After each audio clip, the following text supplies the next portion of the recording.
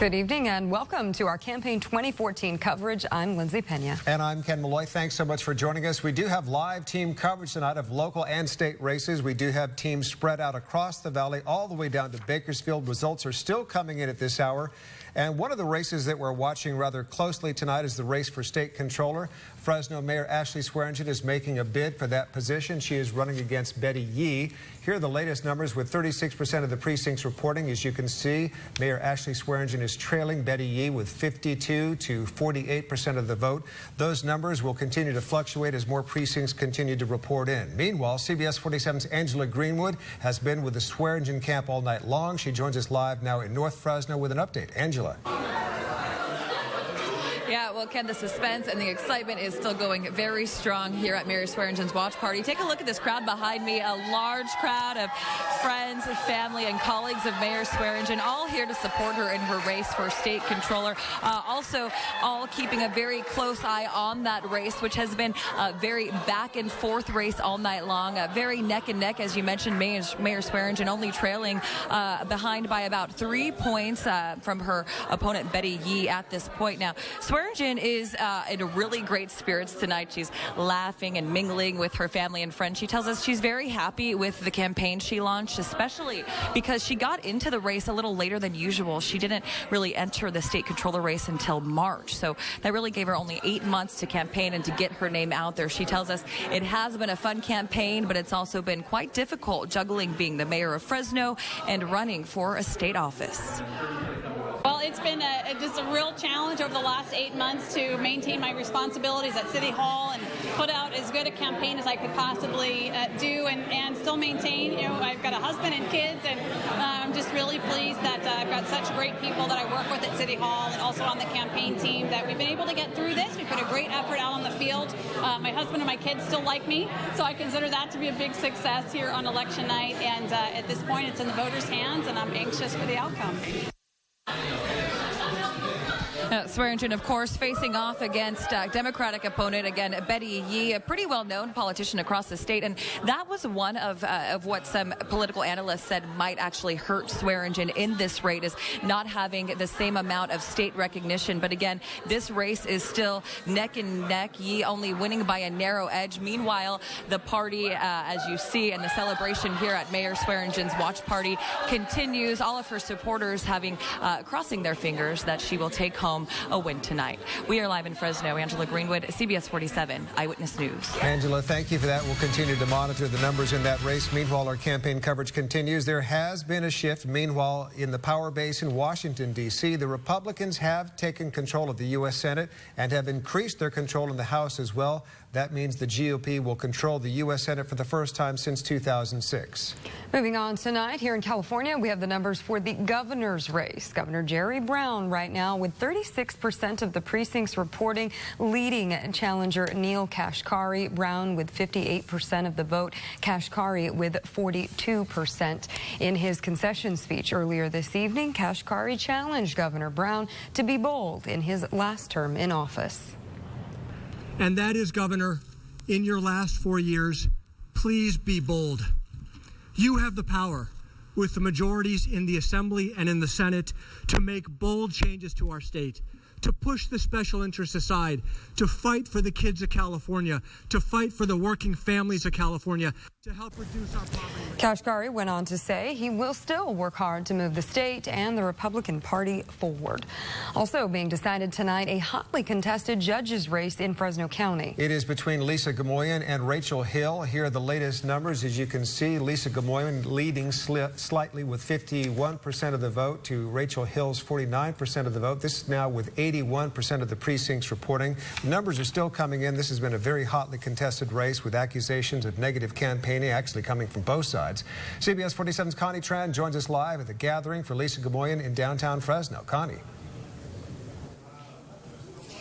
It has been a very exciting night here for Lisa Gamoyan. Lots of friends, family, supporters sticking around through the night to root her on. And even though it has been a very, very tight race this entire night, she is up just slightly right now. Lisa, how excited are you feeling right now? I'm excited. I'm feeling good. It looks like we're trending up. Do you fear at all that, more numbers may come in and you may fall behind? Has that ever come through your head? There's no reason to fear. The numbers are going to be the numbers. And so tell me about what are you going to do from here on out? If you don't win, what are you still going to do? Well, win or lose, tomorrow morning I go back to work to a job I love. So I'm very fortunate in that respect. And of course, you are wanting a seat that was held by retired Judge Oliver. Why is it that you want this seat so badly? Because I best represent the values and the beliefs of all the citizens of Fresno County. It's a significant seat, and it's important with someone who understands the area, that has roots, long-term roots here in Fresno County, to have that seat. Thank you very much, Lisa. She has been a prosecutor for 25 years. She's currently the Chief Deputy DA for Fresno County, and she is leading the race for Superior Court Judge number 15. Live tonight in downtown Fresno, Connie Tran, CBS 47 Eyewitness News. Connie, thank you for that. Rachel Hill is the other candidate in the judge's race. Now, she is holding a gathering tonight at Fig Garden Village, and that is where CBS 47's Joe Ybarra joins us live with more on that side of the campaign. Joe? Well, that's right. We're here. We've been here for a while, and at this point, Hill is just watching the numbers and waiting to see what happens. She's also trying to look past some of that negativity that was involved with the campaign. Now, she says she's a little bit nervous, but she still feels good about the race. Now, she has some support out here, a ton of support, actually, colleagues and friends, people who helped her get this far. Now, last time I checked, this race was still pretty close, and it's been neck and neck for the most part, which isn't necessarily a bad thing because there's still hope. It also means it could be a very long night. Hill says no matter what happens, at this point, it's been a good campaign, despite the negativity that was tossed her way. There were challenging moments. I can't deny that. But I really am very proud of the campaign that we ran. This is a judicial race, and I think that it needs to be held to a certain standard. Now, like I said, Hill is still very hopeful. She's proud of the campaign that she's had up to this point. Now, she might be falling behind in the numbers, but she says the night isn't over yet. We're live in Fresno. Joe Ybarra, CBS 47 Eyewitness News. Joe, thank you. Joining us now with some perspective on today's election is our political analyst, Larry Powell. Right, Larry, we want to start off with the District 16 congressional race. Jim Costa and Johnny Teixeira, a bit surprising right now in the results. Very surprising, but it's closing. When it was 30% left to vote, Teixeira was way ahead. Now it's down to about 1,000 votes and 15% of the precincts still left to report. Jim Costa seems to have a way to come back every time and has been in tough races. It'll be interesting to see what happens here, and you got a lot of absentee ballots still to be counted. Now, Teixeira, this is not his first run for this race. He ran back in 2012. He's 38 years old. What does this say about his position challenging an incumbent, six-term incumbent, Costa? Very unexpected, but a dogged determination to go after it again, and I think that's pretty unique. You don't see that very often. Usually the loser walks away. He decided to come back. Let's do it again. Okay. Let's go back to the judges' race that we just talked about, Gamoyan and Hill. Are you surprised right now at the results we're seeing? I'm not. We knew it was going to be close, but I think the public is always a little concerned when you see so many judges saying vote one way or another, because the judges have a feeling in the public that you should be impartial. And so I think that made them very uncomfortable. It may have played negatively toward Hill, even though it looked like it was going to be a positive. People just want their judges to, do their job. Don't get in and say, I like you and don't like you. I think that's very awkward for a lot of people. Okay. Lastly, Larry, state controller race. Mayor Ashley Swearingen running against Betty Yee. Very tight race, but it looks like it's leaning towards Betty Yee's direction. It is, and the big cities are still coming in, and that's where Betty Yee has her best advantage, especially San Francisco. 52-48% right now, so it's going in an interesting direction. I think Ashley did better than people thought she would. It's not done. You can't call an election until it's over, but boy, she's done very well with very short period of time doing the campaigning. Do you think this may be a sign of more political aspirations for her to come? I have no doubt she'll be looking for something else very soon, and she'll do well. And in the meantime, if she loses tonight, she will still be mayor of 2 years. Fresno for 2 more years. 2 more years, and I think she'll concentrate on doing the good things that she's already done, continuing to get the budget in line, all of those kinds of things.